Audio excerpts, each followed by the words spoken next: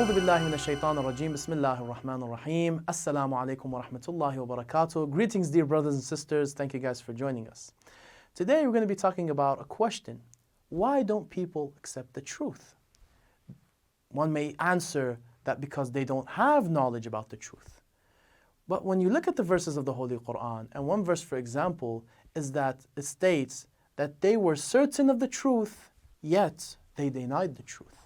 So there's something, or there's a difference, you could say. We have to differ between accepting the truth and knowing the truth. Knowing the truth really puts you in a status whether you will accept the truth or you won't. So the better question is, why don't we accept the truth? Going back to human beings and their desires and their lusts, one will understand, it will become clear why they don't accept the truth. Because for some people, accepting the truth is very bitter, very sour, even very difficult. And in some cases, they would rather die than accept the truth, like what happened with the mushrikeen at the time of the Prophet ﷺ, where they were certain that the words that the Prophet was saying to them from the Holy Quran were the words of Allah subhanahu wa ta'ala, and they were not able to bring verses to fight off the Prophet ﷺ.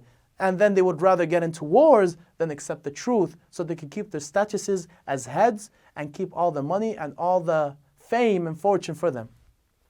So going back to human beings, there are many different things that human beings desire. For example, one desires to become famous and well known and recognized around his people.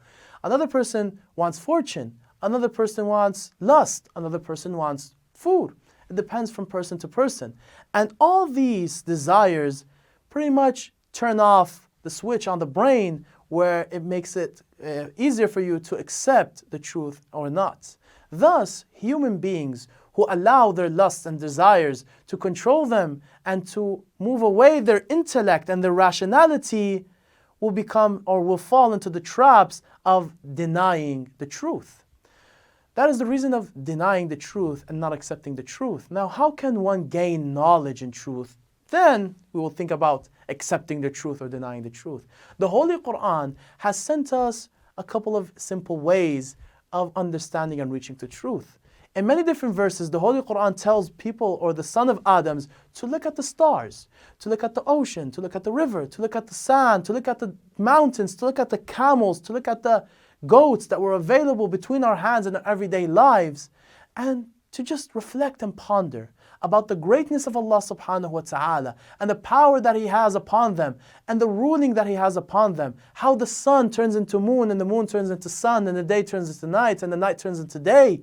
All these are verses and signs of the greatness of Allah subhanahu wa ta'ala. All you have to do is human nature into understanding the reality that Allah subhanahu wa ta'ala is the creator and that Allah subhanahu wa ta'ala is all-wise. Being all-wise, He will not leave the sons of Adam without judging them and letting them live like animals, only to eat and drink and then die. There is something in the afterlife that will come. It's either punishment or reward.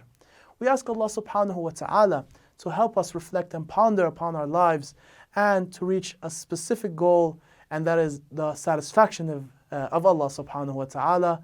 Please keep us in your dua. Wassalamu alaikum wa rahmatullahi wa barakatuh.